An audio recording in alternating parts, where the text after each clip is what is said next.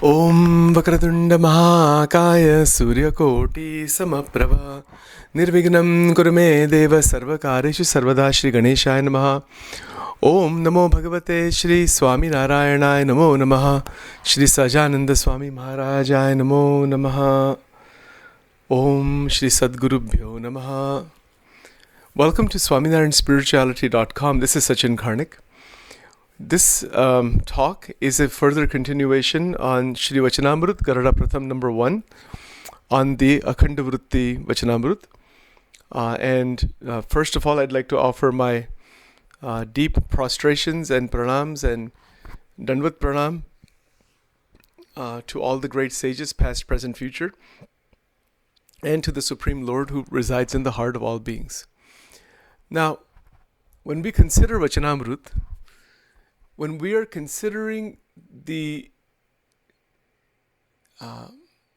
spirituality of Sajanand Swami,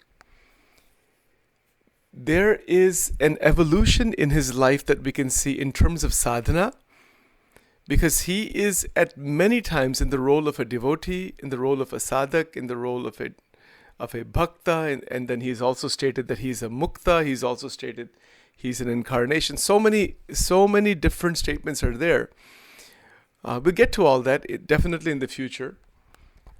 But the fact is that the life that he lived is a testament to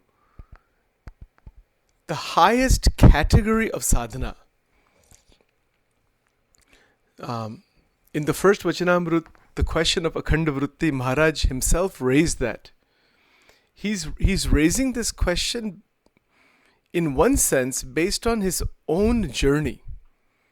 What is the journey? You can see from childhood there is this extreme vairagya. There is this tremendous love for nature, to do meditation in the depth of the mountains, in the depth of the Himalayas, and to stay away from different cities. This is a type of extreme tyag. It's a great tyag and vairagya.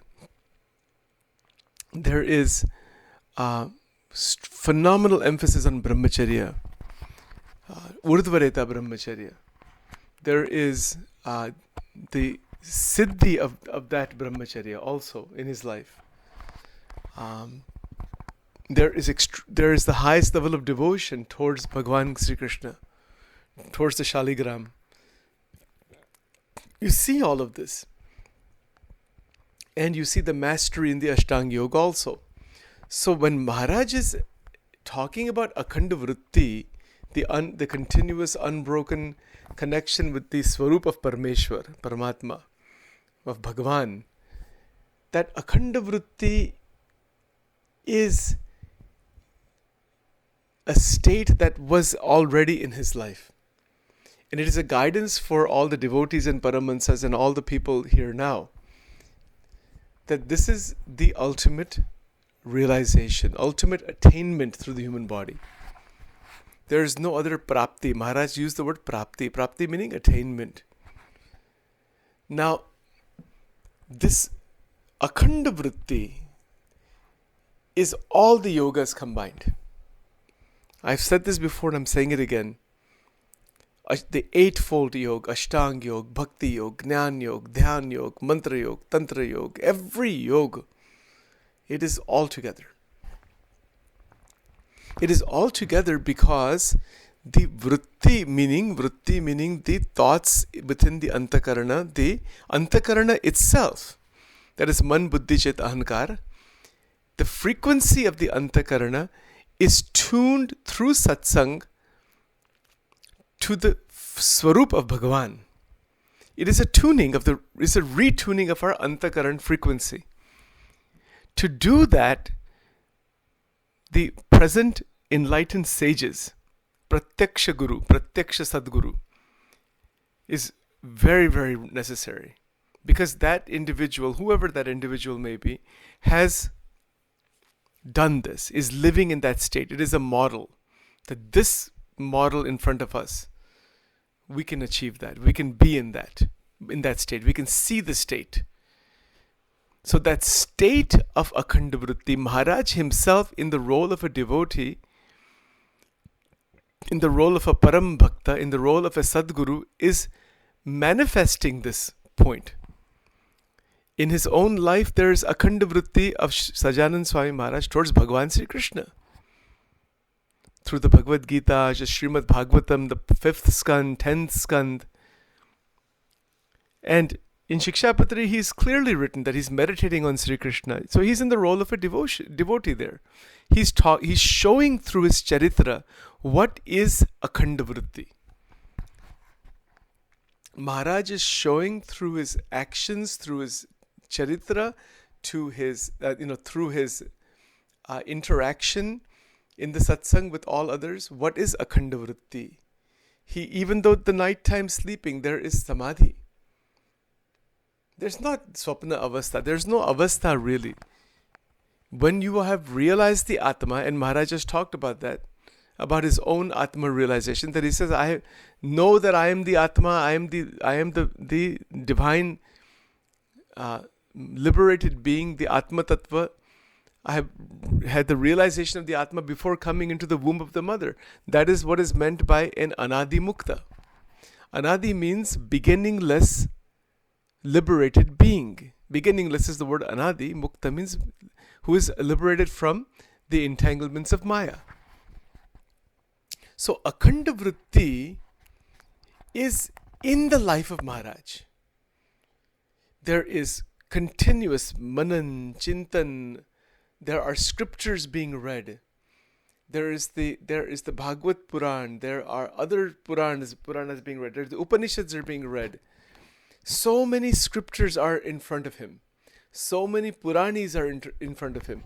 So many different gurus and teachers are also in front of him. And he is absorbed continuously in this divinity. That is the charitra.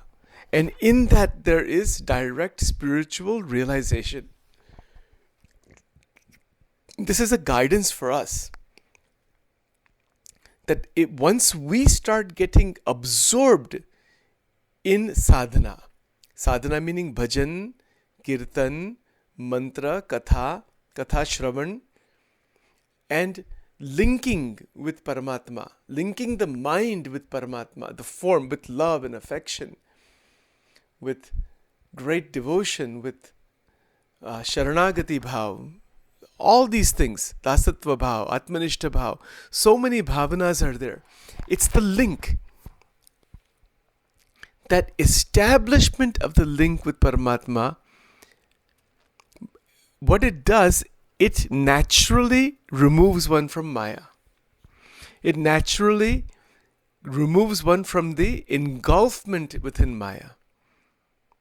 Because the engulfment within Maya is absolutely, how can we say, it is such that one cannot come out of that through sadhana. One cannot come out of Maya through sadhana. One can do sadhana to link with Bhagavan. Nowhere in Vachanamrut is there a single statement where Maharaj is stating that there is any sadhana that will take you out of Maya. There's not a single place like that. What he has said instead in Gujarati, Bhagwan and Bhagwan na Sant Sathe Jodan Karo. Connect with God and God realize saints. And that will automatically take us out of Maya. That is the beauty of Vachanamrut.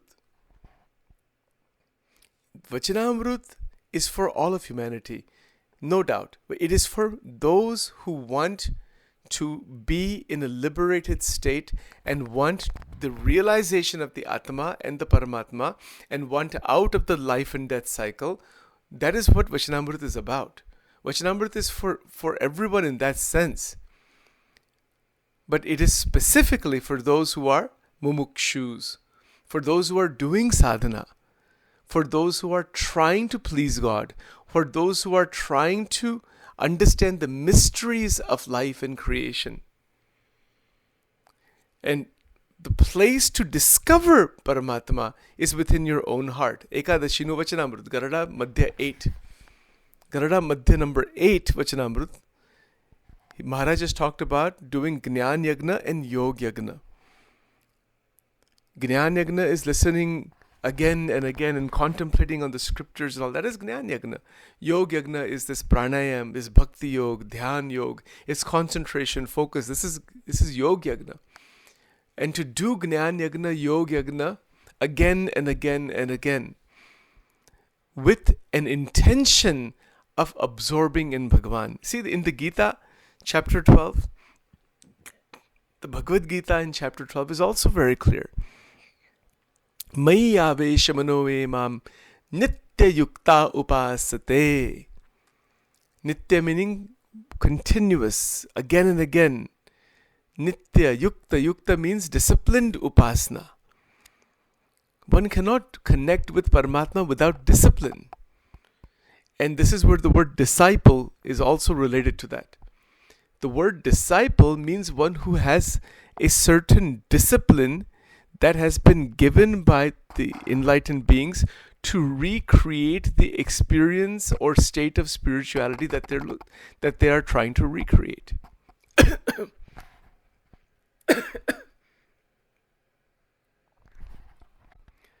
So the discipline needed, getting up early in the morning, sitting for dhyan in the morning, sitting for sankhya vichar, sitting for the regular puja, with new feeling, with a great love and affection, with a new experience. In Gujarati it is called nitya naveen umang.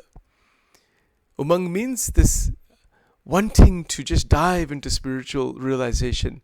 Umang means this desire to learn more and grow further. And that it is a nitya. It's a new desire each time.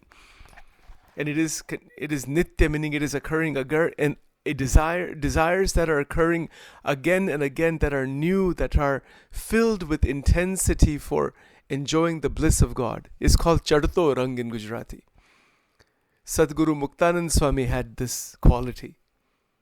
So this quality of brimming with spiritual realization, getting up early, spending multiple times again and again, diving into bhajans, into bhakti, into seva, with so much love, and then into contemplation on Vedantic ideas, contemplation on the Panchabhed.